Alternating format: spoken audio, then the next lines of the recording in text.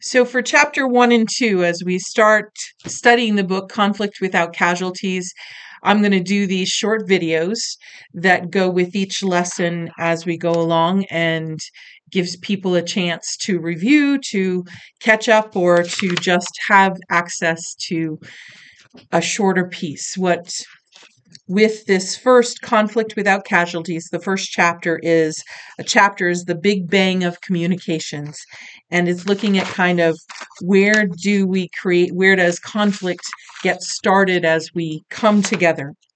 And the big gap, which was one of the big lessons that we had during this time, was this piece of where conflict starts in any situation and it can be as simple as you were hoping to get something really chocolate for dessert, and the only thing available is a low calorie, low taste, bland something. Or it can be as big as the expectation of getting a promotion or the world being a certain way, and it isn't. So we start with this gap which is our emotional response when we were expecting something and it isn't what we're experiencing in any given setting. And that's that place where we have to take responsibility for our emotional response, because there's a level at which our emotional response is always kind of disappointment or anger or frustration at some level, unless we're getting more than we expected.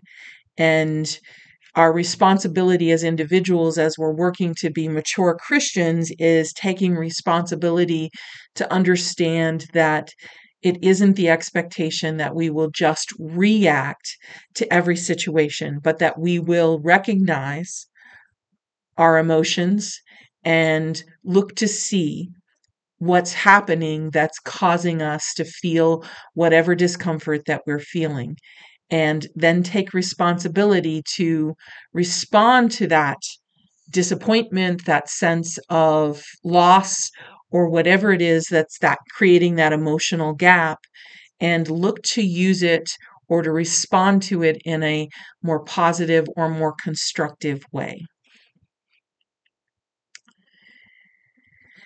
And that kind of takes us to this choice piece, which is, will we struggle against whatever it is that's causing us to feel like we haven't received what we wanted, or will we struggle with those emotions? Will we struggle to find a way to stay together, to work something out, to come to a mutual understanding by staying connected with one another? If we choose to struggle against, that's when we hear the anger that we see so much in our world, the anger, the frustration, the willingness to tear everything down because it isn't what was expected, or wanted, maybe even in some ways. It's the place that allows us, when we're struggling against, we have the tendency to see the people on the other side as expendable, not worth anything, and we're very willing to just throw them out because they do not agree with us, do not want the same things we want, or don't appear to want the same things we want. This is that sense of where are the divides coming from. Places where we used to be willing to talk, share different ideas, walk away still friends, we have shifted to this idea that if we don't agree 100%, then we can't associate with each other. Struggling with is saying this matters to us. And in the church setting, it's about saying that the body of Christ that we're part of matters to us enough to work through the places where we don't all agree, to look for the ways in which everyone is treated like a human being and heard fully in that situation.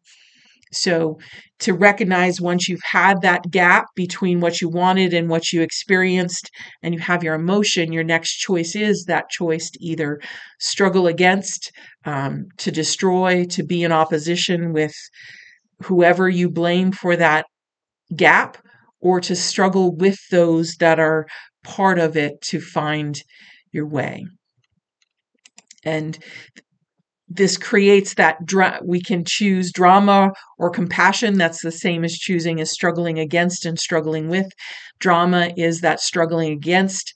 It is about looking to satisfy ourselves and not worrying about anybody else.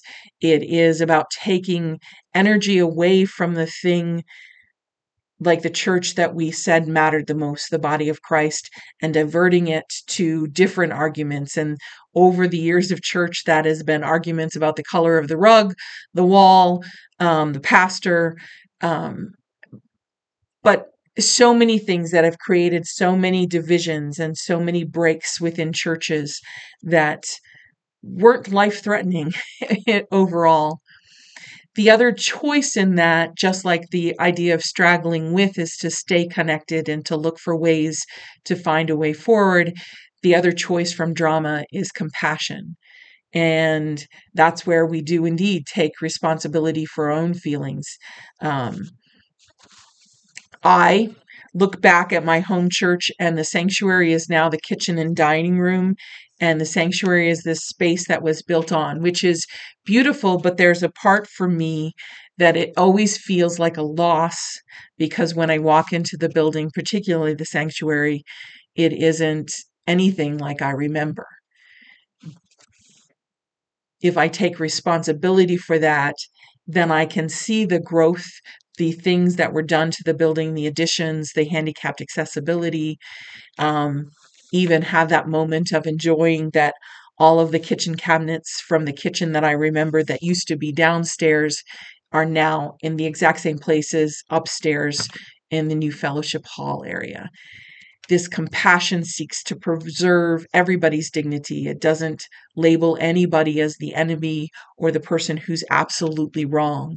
It's a choosing, again, that piece of being with each other. So I hope this first chapter is a real short one and has some of those basics. But as we went through the process of kind of talking through this stuff before, this was one of the big ahas, because we all know we have an emotional response to change and things happening, but having some wording to put around it is very important. And then the next piece is this realizing that we have a choice. Will we struggle against? Will we struggle with? Will we choose to drama that is going to divert attention, or will we choose compassion that seeks to find that way for us to be together and to move forward? So I thank you, and I'll see you in chapter 2.